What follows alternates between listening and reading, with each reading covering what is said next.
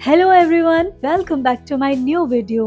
आज मैं आपके साथ एक uncut real time makeup look share करने वाली हूँ। मैं एक मेकअप आर्टिस्ट हूँ और ऑनेस्टली मुझे अपना काम परफेक्ट करना बहुत पसंद है। लेकिन इस वीडियो में मैं आपको कैजुअल वे में एकदम रिलैक्स होकर स्टेप बाय स्टेप लेकर जाऊंगी। और हाँ, कोई कट्स नहीं होंगे। मैंने वीडियो को थोड़ा सा फास्ट मोड पे किया है, तो जो भी टाइम लगेगा वो आपको रियल में दिखाई देगा। ओके, तो इन्होंने मुझे बताया कि इनकी स्किन बहुत ड्राई है और इनको स्वेटिंग भी बहुत ज़्यादा होती है, फंक्शन भी ओपन एरिया में है, तो उसी का ध्यान रखते हुए मैंने इनको बहुत ही अच्छा सा मॉइस्चराइज़र दिया ताकि इनकी स्किन बहुत हाइड्रेटेड रहे लेकिन इनको बहुत ज़्यादा स्वेटिंग ना हो। यूजुअली मैं मेकअप आई मेकअप से ही स्टार्ट करती हूँ क्योंकि उसके बाद अगर कोई थोड़ी सी भी डस्ट फेस पर जाती है तो उसे क्लीन करने में बहुत आसानी रहती है। तो स्टार्ट करते हैं। सबसे पहले आई के ऊपर हम बेस लगाएंगे। बेस लगाते हैं हम इसलिए ताकि एक तो हमारी आईज़ की बहुत ही डिफाइंड शेप आए और उसके साथ साथ हमारे जो भी कलर्स हम यूज़ करेंगे अपनी आई पर वो बहुत ही अच्छे से निखर कर आएँ। तो दोनों आँखों को प्रॉपरली मैंने बेस लगाया। एंड क्योंकि इनकी आईलिड्स थोड़ी सी इनकी स्किन की कंपैरेटिव थोड़ी सी डार्क थी, तो मैंने इसको डबल कोट देकर लॉक किया है पाउडर से बहुत अच्छे से। इन्हें पार्टी के लिए थोड़ा सा ग्लिटरी आईज इफेक्ट चाहिए था और डे का फंक्शन था, इसलिए मैंने न्यूट्रल टोन्स यूज़ करूँगी मैं आई मेकअप करने के लिए। तो आई वाज थिंकिंग कि हमारे पास वैसे तो बहुत सारे आई मेकअप की ट्रिक्स होती हैं जो कि हम कर सकते हैं, लेकिन क्योंकि जब डे का मेकअप हो ना तो और बाहर हो तो हमें इस चीज़ का बहुत ध्यान रखना चाहिए कि बहुत ही ओवरडू ना लगे। रात को लाइट में तो थोड़ा-सा डल हो जाता है, अपने आप ही बहुत ज़्यादा नहीं दिखता, लेकिन डे लाइट में उसका जो इफ़ेक्ट आता है, ग्लिटर्स का भी जो इफ़ेक्ट आता है, that should be very natural, glowy होना चाहिए। ऐसे तुम बहुत हार्श ग्लिटर्स उसमें नहीं दे सकते हो कि एग्ज़ैक्ट जो कट क्रीज़ करके हम मेकअप करते हैं आई मेकअप, तो वो मुझे नहीं करना है यहाँ पे। मैं बेसिकली न्यूट्रल टोन्स यूज़ करके और बहुत ही बेस में और spreaded sparkle I'll use. So here I am using a light nude shade, light pink nude shade on both the eyes and उन वो eyes को मैं जो क्रीज के ऊपर की जो लाइन होती है ना डिफाइन करने के लिए, आंखों को डेफिनेशन देने के लिए उस पर मैंने वो यूज़ की है। और उससे थोड़ा सा स्लाइट लाइटर शेड मैंने आई लिड्स पर यूज़ किया है। जब आई लिड्स पर वो यूज़ किया फिर उसके बाद बहुत ही अच्छे से उसको ब्लेंड किया। आई मस्ट टेल यू कि ब्लेंडिंग इज़ अ की। ब्लेंडिंग पूरे मेकअप की होती है कि जितना पेशेंस से आप ब्लेंड करोगे ना अपनी either that is for eye makeup, if you are spreading some colours on eyes और you are blending your foundation और your skin, that gives you different effect. और आपने हमेशा सुना भी होगा कि patience is a key in makeup. So here I'm telling you, yes, that's true. और let's come to the eye makeup. ज्ञान बहुत हो गया, तो अब मुझे उसको देना है थोड़ा सा ग्लू लगा के। मैंने यहाँ पर लगाया ग्लू और ग्लू लगाने के बाद उसको ऊपर से थोड़ा सा स्प्रेड कर दिया सो दैट हमारा जो ग्लिटर है वो थोड़ा सा फैला फैला लगे। And then I took glitter and brush and उसको थोड़ा सा स्प्रेड करके लगाया क्योंकि मुझे कोई भी हार्श लाइन नहीं चाहिए, मुझे क्रीज नहीं करनी है। I just wanted a very soft I look. तो यही मैंने, और थोड़ा सा जो एक्स्ट्रा लग गया था उसको मैंने दोबारा वही बेसिक कलर लेकर, न्यूट्रल शेड लेकर उसको क्लीन कर दिया। और same I will repeat on the other I. Of course दूसरी आई भी सेम ही होनी चाहिए ना। सो पहले मैंने उसको भी ग्लू लगाया, ग्लू को थोड़ा सा स्प्रेड किया and then again I pours थोड़ा सा ग्लिटर अच्छे से स्प्रेड किया उसको, और जो भी कोई हार्श लाइन थी उसको मैंने डिफ्यूज़ किया है दूसरी उससे। And then we will move on to a very technical and a very important part, that is a liner in itself. Liner generally मैं ब्लेंडेड फॉर्म में लगाती हूँ, पहले थिक लाइन लेती हूँ या फिर एज अकॉर्डिंग टू क्लाइंट जो उनको पसंद होता है।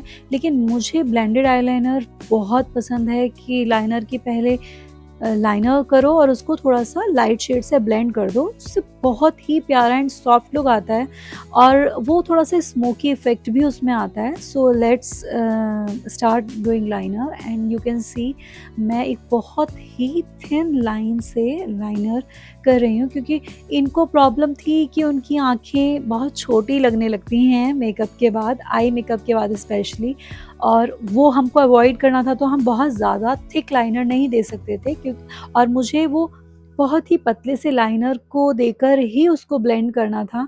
और मैं इंग्लॉट का यहाँ लाइनर यूज़ कर रही हूँ और इंग्लॉट का लाइनर इमीडिएटली मेरे को ब्लेंड करना होता है, तो मैंने बहुत जल्दी से दोनों आईज़ पर एक बहुत पतली सी लाइन में लाइनर लगाया और उसको देन एक ब्राउन शेड से उसको डिफ्यूज़ किया, so that that can give you a blended and a slight smoky effect as well.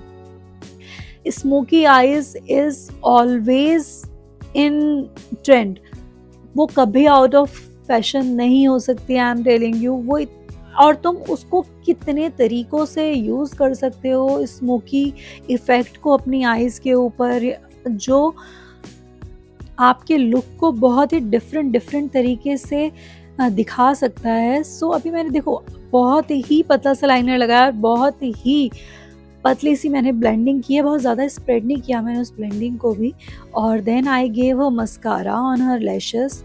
False eyelash लगाने से पहले एक बार अगर आप अपनी नेचुरल लैशेस को थोड़ा-सा मस्कारा कर लेते हो, तो वो मर्ज होने में बहुत ही हेल्प करती हैं, वो आराम से थोड़ी-सी अपलिफ्टेड हो जाती हैं और इस ईज़िली मर्ज हो जाती हैं फॉल्स आईलैशेज़ में। सो इनको मैंने बहुत ही हल्की-सी आईलैश दी है, क्योंकि इनको लगानी नहीं थी, but the function was important, so मुझे पता था कि आईलैश से बहुत ही स्पेसिफिक एंड बहुत ही अच्छा-सा लुक आता है, तो आई इंसिस्टेड हर कि लगा लेते हैं eyelashes.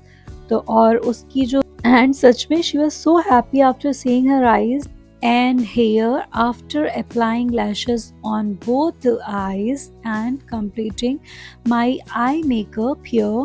Eyebrows and highlighting I'll do after that, but उससे पहले अब हम चलते हैं पूरी फेस की ओर। और फेस को मैंने पहले मॉइस्चराइज़र ऑलरेडी लगा दिया था, जो भी डस्ट थी उसको क्लीन करने के बाद I applied primer on the face बहुत ही अच्छे से।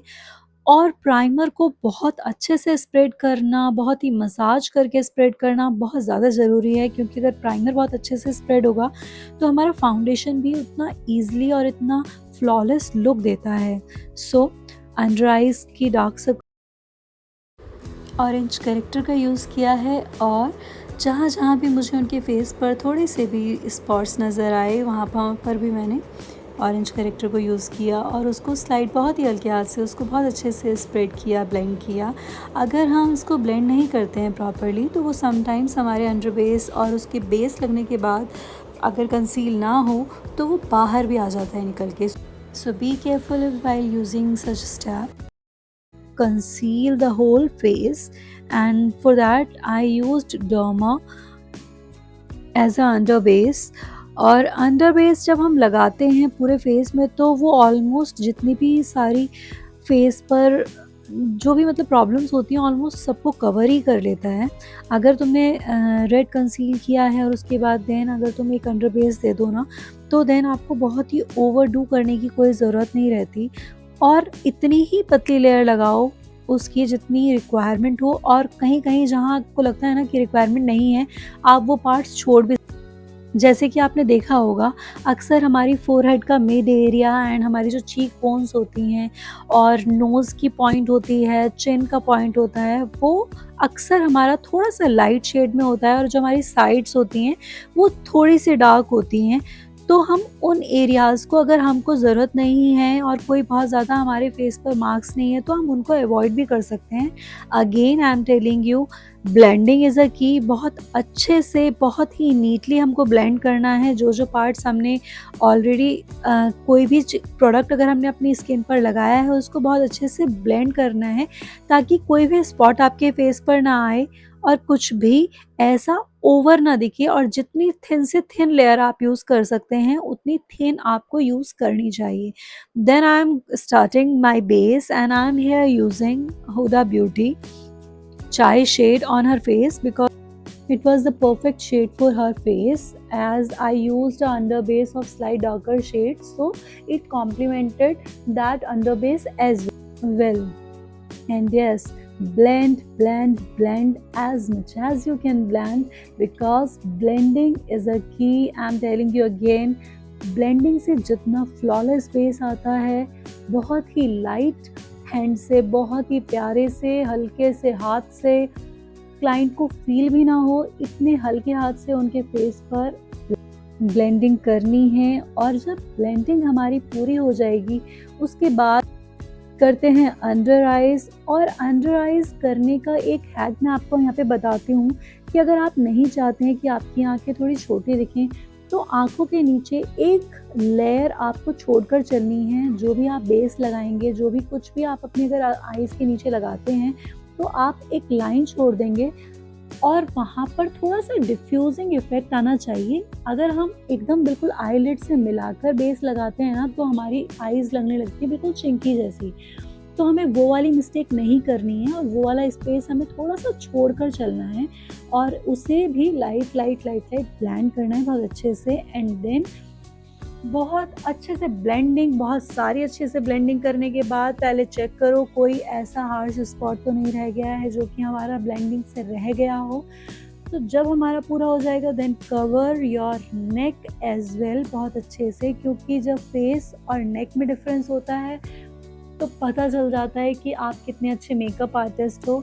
अगर आपका नेक और फेस मैच नहीं करता है, तो जितना ध्यान आप अपने फेस पर देते हैं, उतना ही ध्यान आपको अपनी नेक पर भी देना है, अपने क्लाइंट के नेक पर देना है। ऑफ कोर्स जब आप अपने ऊपर करते हैं तब भी आपको ये ध्यान रखना है, और अगर आप मेकअप आर्टिस्ट हैं या फिर आप किसी और का मेकअप कर रहे हैं, तब भी आपको ये बहुत अच्छे से ध्यान रखना है।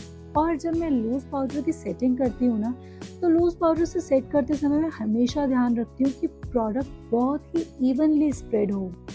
और मेकअप करते हुए हमें हमेशा ये ध्यान ज़रूर रखना है कि हमें कोई भी स्टेप को बहुत ही जल्दी से स्किप नहीं करना है कि चलो ये तो इम्पॉर्टेंट पार्ट नहीं है। I am telling you honestly, कोई भी छोटी सी मिस्टेक हमारे पूरे के पूरे मेकअप को ख़राब कर सकती है। आप सोचो, अगर आपने थोड़ा सा भी कोई स्पॉट छोड़ दिया ब्लेंडिंग में, अगर आपका मस्कारा गिर गया, आपका लाइनर थोड़ा सा ख़राब हो गया, या फिर आपने बहुत अच्छे से लॉक नहीं किया है अपने बेस को, अगर कोई भी स्टेप आपसे छूटता है या कोई भी मिस्टेक होती है छोटी सी, तो वो आपके पूरे मेकअप को ख़राब करेगी। So I suggest you keep patience, and जो भी स्टेप आप कर रहे हैं उसको बहुत ही अच्छे से एंड बहुत ही नीटली फॉलो कीजिए। After locking your whole foundation with perfect loose powder, let's come to contour, blush, highlighter. We'll do all such parts now, and here मैं बहुत ही स्लाइट सी, बहुत ही हल्की सी एक उनको कॉन्टूर की लाइन दे रही हूँ, तो ताकि कुछ भी हार्श ना लगे, बहुत सॉफ्ट लगे, और डे लाइट में उनके मेकअप पे ऐसी कोई लाइन ना दिखे जो कि उनके मेकअप को बहुत ही स्पेसिफिक बनाए या फिर डे में ऑकवर्ड लगे। तो बहुत ही हल्की सी मैंने उनको कॉन्टूर दी है फेस पर। उनको थोड़ा थोड़ा गोल फेस नहीं चाहिए था अपना, कि वो चाहती थी कि थोड़ी सी डायमेंशंस मतलब फेस पर दिखें, डेफिनेशंस दिखें फेस पर। तो इसलिए मैंने उनको जो ब्लश पे दिया है वो बिल्कुल भी चीक बोन्स पर नहीं दिया, ताकि उनका फेस थोड़ा, एक्चुअली जब हम चीक बोन्स पर ब्लशर लगाते हैं ना, तो हमारा फेस थोड़ा सा क्यूट लगता है, and she is already so cute. And तो इसलिए उनको थोड़ा सा मतलब अपने फेस को थोड़ा मॉडल वाला लुक देना था, तो मैंने उनका जो ब्लशर दिया है बिल्कुल साइड्स में दिया है, उनको फेस पे बिल्कुल आगे मैंने थोड़ा सा भी ब्लशर नहीं लगाया है। एंड ब्लश, ऑनेस्टली ब्लश मुझे एकदम फ्रेश लुक देता है। जब मैं ब्लश लगाती हूँ ना, तो पूरे के पूरे मतलब मेरे को बहुत सेटिस्फाइंग पार्ट लगता है किसी के फेस पर ब्लश लगाना। मुझे लगता है okay, now my makeup is full complete. और जब ब्लश लगाकर जो पूरी लुक आती है ना फेस की, it give me immense pleasure, और बहुत ही मतलब सेटिस्फैक्ट्री वाली फीलिंग आती है, सेटिस्फाइड वाली फीलिंग आती है। और जनरली अगर मैं पिंक टोन में जाती हूँ तो मैं थोड़ा सा पीच टोन का ब्लश लगाती हूँ, और अगर मैं पीच टोन के कुछ भी क्लोथ्स पहन रही होती हूँ तो मैं पिंक टोन में जाती हूँ। हमेशा मैं दोनों में थोड़ा डिफरेंस रखती हूँ, उससे बहुत ही अच्छा लगता है। और now let's come to the kajal, जो कि हमने अंडर आइज़ का पार्ट अभी छोड़ा हुआ है। अब मैंने पहले काजल लगाया, हाफ काजल लगाया, आँखें बड़ी रखनी है, बहुत ज़्यादा ओवरडू नहीं करना है मेकअप में। देन थोड़ा काजल लगा के उसको भी मैंने ब्लेंड किया है बहुत प्यार से, और बहुत ही फाइन लाइन से मैंने उसको ब्लेंड किया। और जस्ट लुक एट हर, इनकी आईज कितनी प्यारी लग रही है ना, लग रही है ना प्यारी। और अंडर आई के नीचे थोड़ी थोड़ी क्रीजेस में हमारा फाउंडेशन रह जाता है, तो हम जब अंडर आई लॉक करते हैं ना, तो हमें क्या करना है, हम अपना स्पॉन्ज लेंगे और उसकी जो पतली वाली साइड होती है उससे पहले उसमें से निकालेंगे क्रीजेस में से वो फाउंडेशन, एंड देन हम अपना पाउडर वहाँ पर डैप करेंगे। अदरवाइज़ अगर हम उसको वैसे करेंगे ना, डायरेक्टली हम उसको वैसे लॉक कर देंगे, तो वहाँ पर वो क्रीजेस और वो जो बहुत ड्राइनेस आ जाती है फेस पे, कई बार बहुत सारी लाइंस आ जाती हैं, वो ऑलरेडी फिल्ड लगेंगी, क्योंकि जब फाउंडेशन उस पर भरा हुआ होगा और उससे ऊपर से हम वो लॉकिंग पाउडर लगा देंगे, तो उससे हमारा जो क्रीजेस हैं वो और ज़्यादा हाईलाइट हो जाएंगी। और फिर फाइनली आई को पूरा कंप्लीट लुक देने के लिए उनको बहुत अच्छे से नीचे से ब्लेंड किया, और उसको ही ले जाकर कंप्लीट करने के लिए उसको अटैच किया ऊपर वाले सेम शेड से, सो दैट जो ऊपर और नीचे दोनों आईज का बैलेंस है वो बहुत ही हाईलाइटेड वे में हमारे को दिखे और कंप्लीट लुक लगे। Now let's come to the eyebrows part, and eyebrows part पूरे फेस को बहुत ही डेफिनेशन ऐड करता है यार। एक्चुअली हर पार्ट इतना ज़्यादा इम्पॉर्टेंट है ना मेकअप में, जो कि अलग से सब लोगों को ना अपने अपने अलग अलग चीज़ें होती हैं जो कि उन्हें मेकअप में बहुत पसंद होती हैं, and eyebrows are into very much in trend, जो कि अभी आईब्रोज को बहुत ही थिक और बहुत ही स्पेसिफिक रखने का बहुत ज़्यादा ट्रेंड है। But I actually play natural in everything. मैं बहुत ज़्यादा हार्श तो किसी चीज़ में भी पसंद नहीं करती हूँ, तो मैंने आईब्रोज को भी थोड़ा सा ब्लेंडेड लुक दिया है। और एक्चुअली मेरे फ़ोन की मेमोरी फुल हो गई थी, इसलिए मैंने जब लिपस्टिक लगाई थी तो मैं भूल गई कैमरा ऑन करना, तो लिपस्टिक ऑलरेडी लग चुकी है। Now let's come to the hair part, और आज मैं इनको हेयर डू में देने वाली हूँ एक बहुत ही प्यारा सा कर्लिंग लुक, जो कि फ्रंट में भी कर्ल लुक रहेगा। फ्रंट में हम स्मॉल टोंग यूज़ करेंगे और बैक में हम थोड़ी सी जो मोटी वाली टोंग होती है वो वाली यूज़ करेंगे। तो let's see how it goes.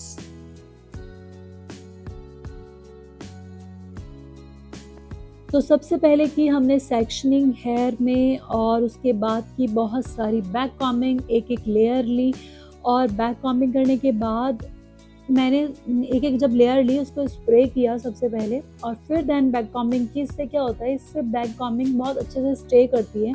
और ये hair I am using a tuft hair spray of L'Oreal, जो कि बहुत ही अच्छा स्प्रे है और बहुत ही अच्छा स्टे भी है इसका। और अगर तुम बहुत ही ओवर यूज़ नहीं करते हो तो ये बहुत ही अच्छा लुक देता है। और पहले बहुत सारे हेयर को पीछे, मतलब एक्चुअली बैक में थोड़ा सा बाउंस देने के लिए मैंने स्प्रे करके और सारे बालों में किया बैक कॉम्बिंग। और back combing, here we are doing back combing. और अब आते हैं नीट करने के लिए, दोबारा से वापस उनको अपनी जगह पे पोजीशन पे सेट करते हैं।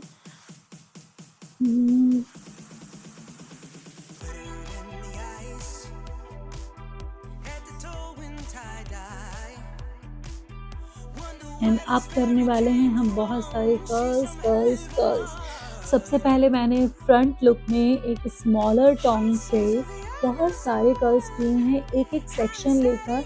और हमको ये, जब हम हेयर में सेक्शंस डिवाइड करते हैं तो हम हमेशा स्ट्रेट लाइन से डिवाइड करते हैं। तो चलो एंजॉय करते हैं हम कैसे हेयर डू कर रहे हैं।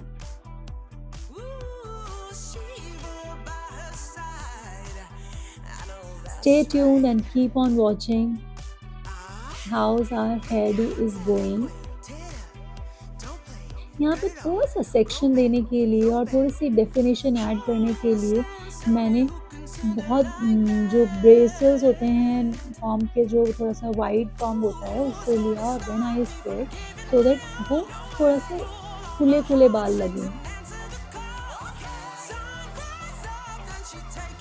एंड देखिए पीछे कितना प्यारा लुक आया है, थोड़ा सा स्लाइड बाउंसी एंड बहुत ही परफेक्ट। इसी तरह हमको जो सेक्शन करने हैं, इसी तरह हम छोटे छोटे सेक्शन करके सारा हेयर डू करेंगे। और जो इधर वाले बाल हैं, मिड पार्टीशन हमने इनका किया है, मिड पार्टीशन के राइट वाले हेयर राइट में फोल्ड करेंगे और लेफ़्ट वाले हेयर लेफ़्ट में फ़ोल्ड करेंगे।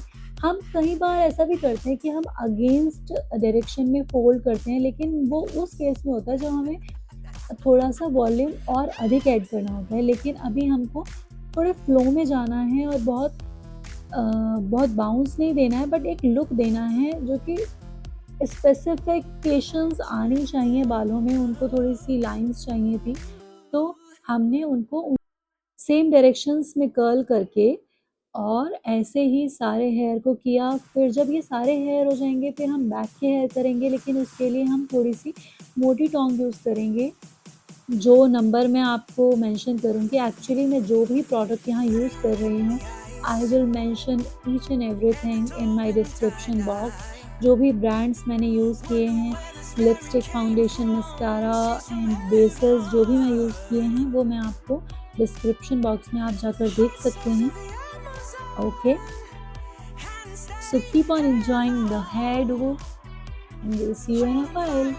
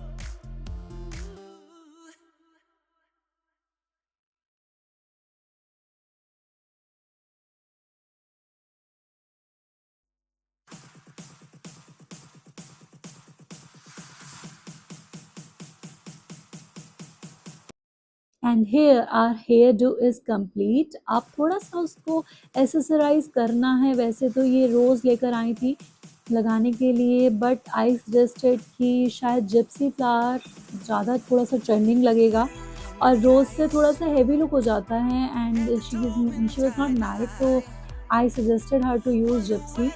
तो हियर आई डिड दैट और मैंने उनके हेयर में जिप्सी लगाया।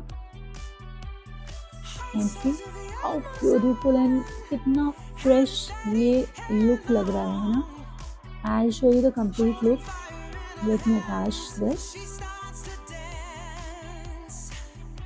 And just look at this, isn't it very beautiful. And now sari draping करनी है। बहुत फास्ट से हमने साड़ी जल्दी से ड्रेप कर दी उनकी, because she was also getting very late और थोड़ा सा लेट हो गया था। वो थोड़ा सा लेट ही आई थी एक्चुअली। तो अब हो गया है हमारा। तो दिल थाम के बैठिए पूरे लुक को देखने के लिए।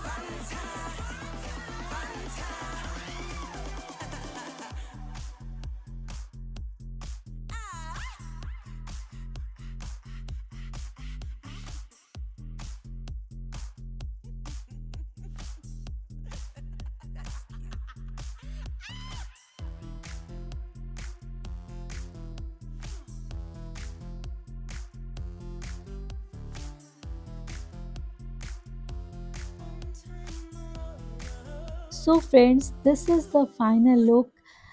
और कैसा लगा ये वीडियो? एकदम अनकट और रियल। मैं एक मेकअप आर्टिस्ट हूँ और हमेशा ट्राई करती हूँ कि परफेक्शन के साथ सिंपल और नेचुरल टच भी दिखे।